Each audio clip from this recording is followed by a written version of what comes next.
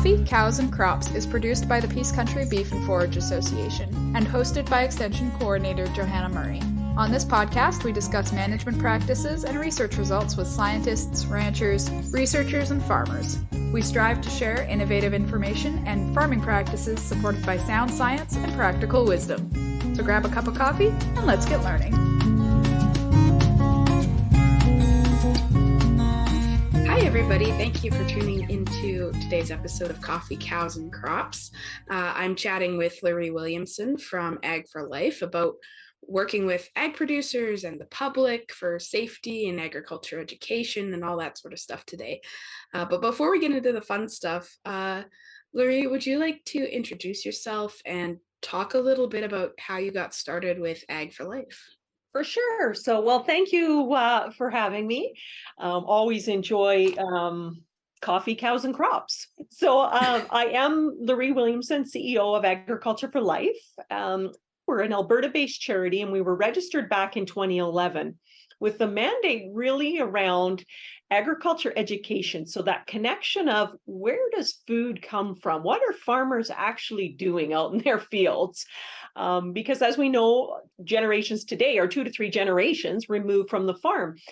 And that connection to how food is grown isn't something that's top of mind for a lot of people, because it doesn't have to be, because we have some really amazing producers in this province that look after feeding us. And so with this disconnect and sort of the evolution of technology and science and innovation that is advancing the agriculture industry, so we can continue to produce food, we're starting to see, that many years ago, people starting to question a little bit about food and what's happening. So that was really the starting point of Ag for Life when it came to, let's, as an industry, come together and focus on providing factual, science-based information that people can trust when it comes to Alberta produced food. So that's how we got started. The safety side of that is at the very core. Too many incidents are happening on the farms and in rural areas where we were seeing kids getting hurt, and just reinforcing that message to young students that safety is number one. Always safety is number one, and you need to be empowered to go out when you're working and speak up for safety. So we've blended both of those mandates together, serving the rural communities. Awesome. That's definitely very important and top of mind every so often. Yeah, we get busy, right? I mean, farming is a very busy, time-pressured industry, and we live and breathe on the farms. Families are raised on the farms. And for the most part, we're very, very careful with everything that we do, all of us, every day. Nobody wakes up in the morning and says, gosh, I really want to, mess up my day and get hurt. But it's not that that's our intention. It's just we need to be reminded that, hey, watch out, right? There's lots of hazards, and they can be very simple, right? Like, we step around. I always use this one as an example. It's so simple. We step around a hole in the ground every day because we know it's there, but someone else doesn't know it's there and they fall in it and get hurt, right? It's a very simple example, but how many people have fallen in a hole and broken their leg, right? So it's just, we need those reminders. So, yeah. For sure. So I guess to start off, there can be some anxiety, I guess, when these conversations get started, I feel like, especially on the producer side, but on the school and student side as well, of just, what's the reaction going to be? Am I actually going to get, is there going to be a useful end result to this conversation? So how do you lay the groundwork to start useful conversations between schools and agricultural producers or the industry? Yeah, for sure. And I think part of the fear has come from fear that we put on ourselves, because there are a very loud, vocal group of activists that are everywhere, not just in Alberta, but in Canada, around the world, that are very loud. And so they tune, and as producers, we sort of listen to that and think, oh my gosh, the whole world thinks we're horrible. That, what, I'm here to tell you, we've seen hundreds and hundreds of thousands of people, and they think you're good people. right? So the majority of students and teachers and Albertans are so intrigued and fascinated by agriculture because, of course, it connects to them through food. And what we find when we work with producers and have the opportunity to engage them into this with the students or the teachers or out at events and community events, they have a wonderful time because, first of all, they get to talk about what they know and love and their passions. And they also get to see that the consumer, be it a student, a teacher, an Albertan, a mom, a dad, whoever it is, they're generally so interested in what they're doing and so appreciative of what they do. So that's always fun. It's fun when we get to work with farmers and they come out and have a good time. You know, they all kind of always leave with a smile, like that was actually kind of fun, right? So we can lose the fear. I mean, there's still conflict. There's still, you know, those that voice some concern about this or that or whatever it might be. But you know, that's never going away in any industry. But really, for the most part, people are just so appreciative of the work that the farming community does. Awesome. Yeah. So I think another part of that, and you've kind of touched on it already, is it can feel like acting with the public generally, but youth especially can get built into this huge monolithic task where you've got to, you've got to convince the youth of tomorrow to, take over and get them passionate about agriculture, and it's all on you and all of this sort of stuff. So, which isn't true, I know, but what do you find helpful when approaching that sort of thing? Because it can be tricky. Yeah, so when we talk to youth, I mean, a lot of the work that we do with Ag for Life is around careers and career promotion and the amazing opportunities. So whether it be, economic opportunities within rural Alberta, so, hey, you don't have to move to the city to have a highly rewarding career, or agriculture in general, that the stereotype and the perception that jobs in agriculture are primary production on the farm, being a farmer. And again, many youth of today in Alberta are generations removed from the farm. The reality of them actually becoming a farmer in the field is slim. But all of the other opportunities that are available within agriculture, that's where we spend a lot of time and talking to the students about, hey, if you're interested in finance, if you're interested in tech, the whole STEM, sales, wherever you might be interested in, chances are there's a pretty cool job in agriculture. And that, for a lot of students, gets them excited, because when we sort of start our conversations with them around how many people know about careers in agriculture, what are the various jobs, what are the different roles, and not many of them know too much more than being a farmer. Yeah. And so when we're done and we've talked and we've sort of done this career exploration and we've talked about all the really cool jobs, when we leave, we ask again, okay, how many of you know about careers in agriculture? And of course, everyone has a different answer than when we started. So just being able to go in and whether it be in schools or community events or youth organizations, we also have a lot of publications that we've produced around promotions of the industry. And the response is so pleasing to see, because again, it's not just farming, not that there's anything wrong with just farming, but it's, everyone can't be a farmer, at the production in the field side. It's the entire value chain that we're looking at. So that gets everybody pretty excited and takes a lot of pressure off our producers, because you know what, your job isn't to convince the world that they need to come and work in agriculture. There's a whole support system behind you that's really working hard to see if we can get some highly qualified next generation workers ready to hit the ground running. Awesome. So on that note, do you have any tips or resources for producers who are interested in getting involved in school tours or other ag education, like right in their communities? Yeah, for sure. I mean, an easy start is to reach out to us at Agriculture for Life. We've got lots of program opportunities across the province, but we can also provide, a lot of times some local connections. We might know of a school in your community that's looking for a producer or farmer to come into the school. They might be having an ag day where they're looking for special speakers. So we're sort of in the hub of that. And so a great place is, to reach out to us, and we can certainly help. There's a lot of community groups. I know your association is very active in promoting agriculture education. So there's a lot of associations that you can reach out to, your commodity groups. Everyone is connected because there is a lot of work that's going on around, connecting to agriculture. So yeah, you don't have to reach very far to find that there's lots of opportunities. And we know from studies, and we just know that farmers are great people, that consumers love and trust farmers. So the more we can get farmers out into the communities talking about what they do, the more trusted the message is. Awesome. So to shift gears a little bit, I've bopped around on your website quite a bit, and you've got a wealth of resources and stuff there.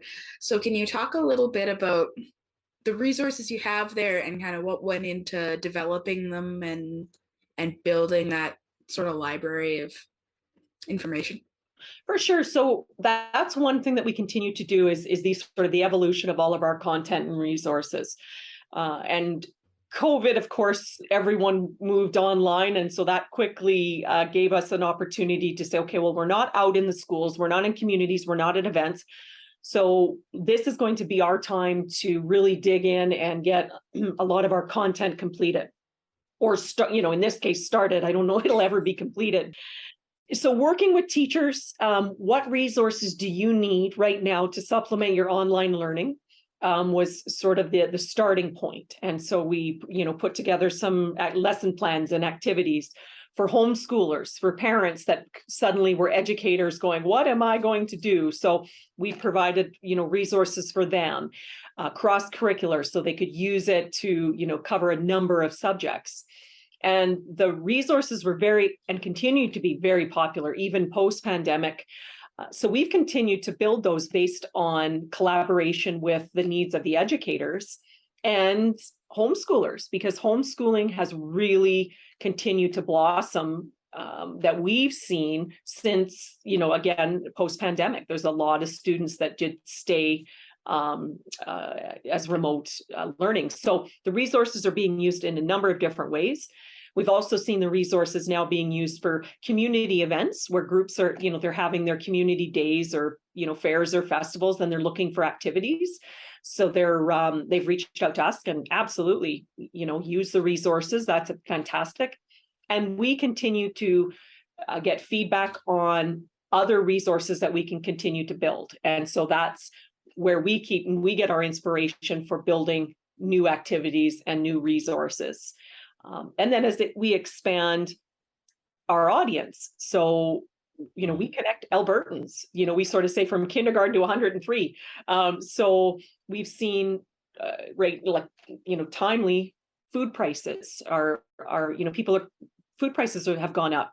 So that's an opportunity where we're starting to, here's the message of agriculture. This is it. This is the value chain. This is the process. So we have more of a consumer audience that's coming looking for resources. So we want to make sure that we can develop and offer resources to answer some of those questions. So it continues to evolve for sure.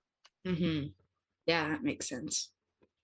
On the note of like food prices and that sort of stuff, like where are you finding that sort of information? Like where do you pull that information from, just out of curiosity?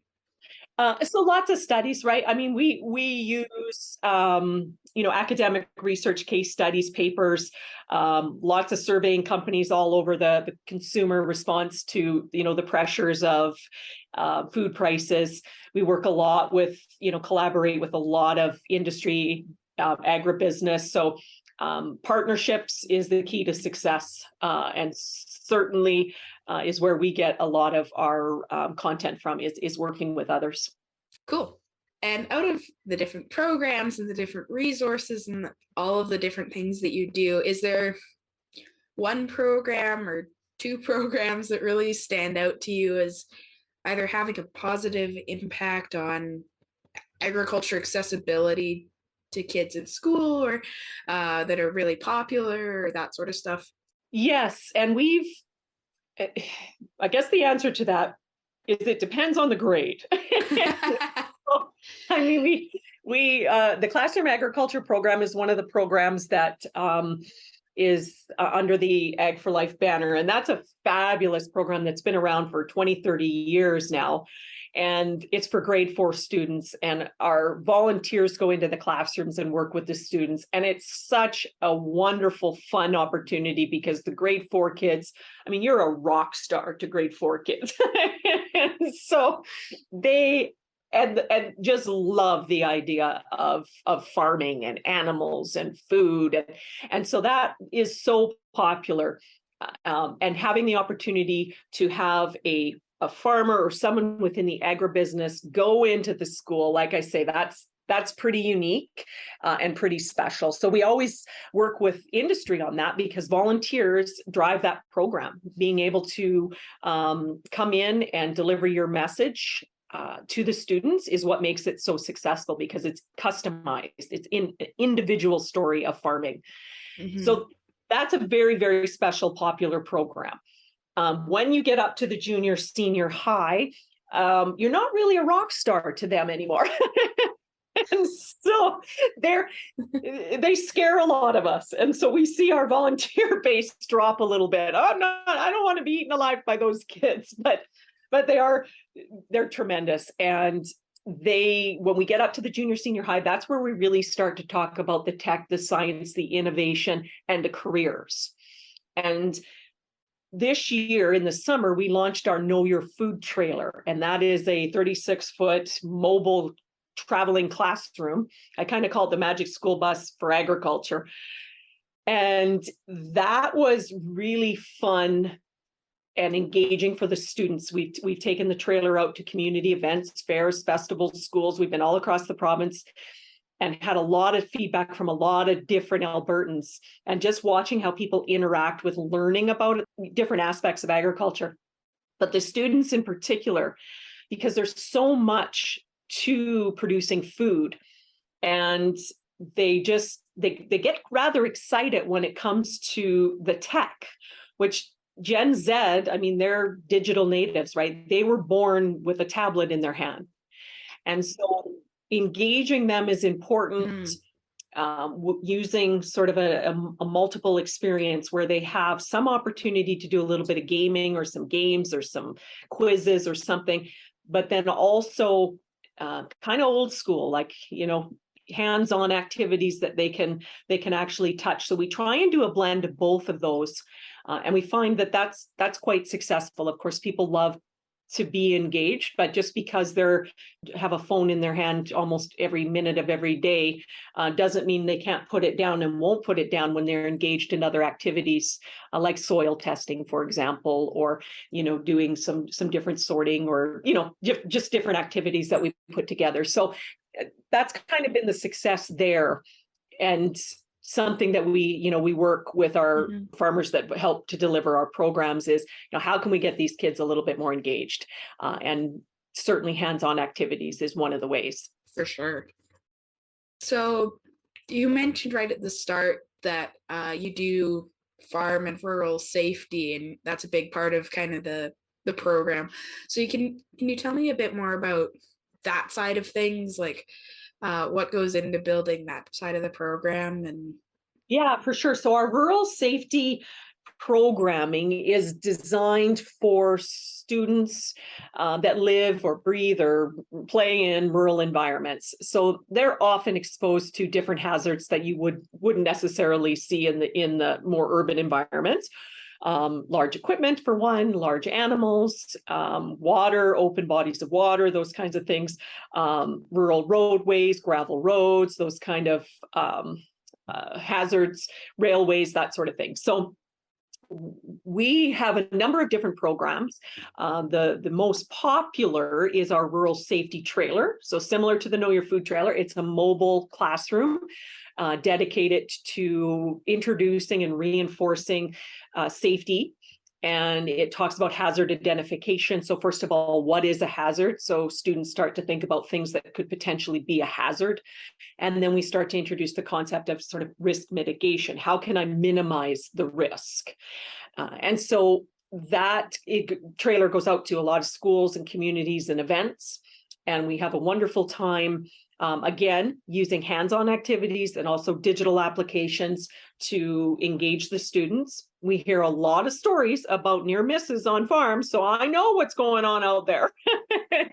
So, well, my dad said, yes, I know. So remember that they're always watching us. And that's a very, very important component to the work that we do. We also have some resources that are available. So we produce some publications on those particular topics. So you can download those books, or when we have them in print edition, you can order them, use them for your kids. You can use them for your classrooms. You can use them for your school, or sorry, your community association groups. They're wonderful, designed for students. And so we continue to evolve that library of resources so that we've got some activity booklets that the students can utilize, just again to reinforce that safety message. Never a bad thing. And we try to make it fun, right? Safety, when people hear safety, they're all great, right? But this is meant to really, encourage students to be excited about living in rural communities, excited about being on the farm, and empowering them to be safe and speak up for safety for themselves and their families and their loved ones. So that's, we putting a little fun in safety is kind of where we like to be. For sure. All right. Oh, I had another question for you. What's your favorite thing about working for Ag for Life? My favorite thing for working for Ag for Life is the people. Agriculture has that reputation, rightfully so, of, a handshake still means something. When one farmer is done harvest, they're over at the neighbors helping them, or, that community connection. And that's one of my favorite things, is being able to bring that feeling, if you will, and showing Albertans and telling the story of, the values and the importance of agriculture. So connecting and hearing the stories and going and talking to farmers and meeting farm families, it's so inspirational, and that it keeps us driving our passion for our work forward, is being able to share that message and connect with the agriculture community. Right on. All right. Is there anything else you'd like to mention? Any other programs or projects you'd like to talk about? Yeah, so one of the things about Agriculture for Life is we are a charity. And all of our work is supported through corporations involved or connected somehow to agriculture in rural Alberta.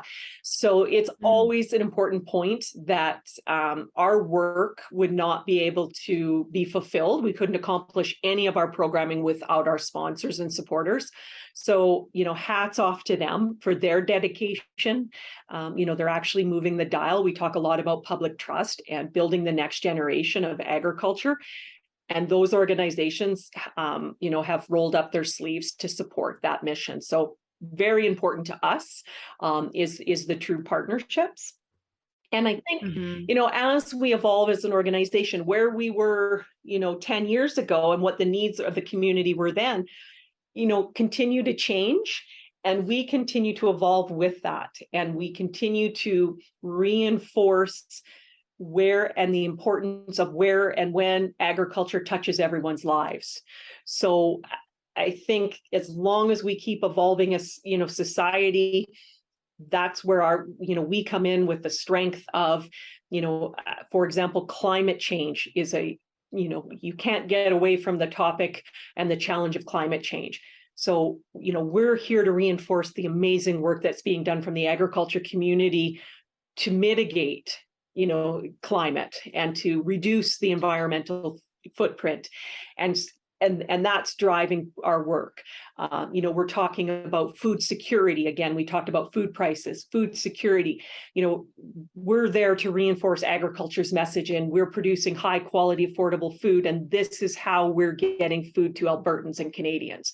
So, we continue to evolve as society evolves with those key pressures and societal issues to make sure that agriculture's there, and we always are there. And we're always part of the solution and are very innovative. So that's one of the important aspects of the work that we do, is just having that voice that says, agriculture's here for you. Albertans, we got your back. We know there's issues and we're on it. So that's important to us to also be able to evolve that message to keep, to keep up with, society and what the current pressure points are. Absolutely. Well, and agriculture gets this reputation of being a very slow industry. And sure, there's always laggards, but my goodness, if the technology and the adaptation to the new pressures and expectations, it goes the speed of sound, honestly. You know what? It does. And that's where, that old stereotype of Old MacDonald Farm, which, okay, that's fine. We talk about Old MacDonald Farm, but we say Old MacDonald now has a drone, right? So, don't take away my childhood love of Old MacDonald has a farm, but just know that he's using a drone now, right? Yeah. And so that it's the evolution, right? And the next generation, Gen Z, wouldn't see it any other way. When they look at where agriculture is, of course you're using drones. Of course you should be using science and technology to enhance food and the security of food, because that's their world. And so, we love to be able to reinforce that. So that's pretty fun too. Absolutely. That's awesome. So we mentioned the resources and programs and stuff on your website a couple of times. Are there any other you should mention what your website is, I guess. And then is there anything else you'd like to mention for people who'd like to learn more about your programs or get involved with Ag for Life? Yeah, so you can visit us at agricultureforlife.ca. That's got a lot of information, a lot of really cool resources. And if you're inspired by listening and think, gosh, yeah, I wouldn't mind going out and being a rock star one day to the grade 4 kids, or I'm not scared of high school kids, let us know and send us an email. And we're always looking to connect with Alberta farm families. Now, that doesn't always mean that, you have to be out in the schools and the face of ag in the communities. We do a lot of content writing. So we want to work with producers to talk about their experiences. So it might even it might even be a quote in an article that we write, or, so there's lots of different ways to get involved. So don't be shy. We make it easy. Awesome. All righty. I will put the link to that down in the description of the podcast. And yeah, I think that's kind of all I had for questions. So unless we've missed anything. Perfect. No, I think it's great. Thank you. Right on. Thank you.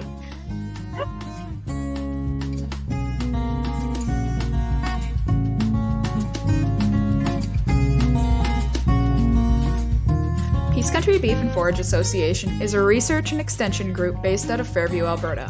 Our mission is to help producers thrive in an agricultural system that is profitable, regenerative, and attractive to future generations.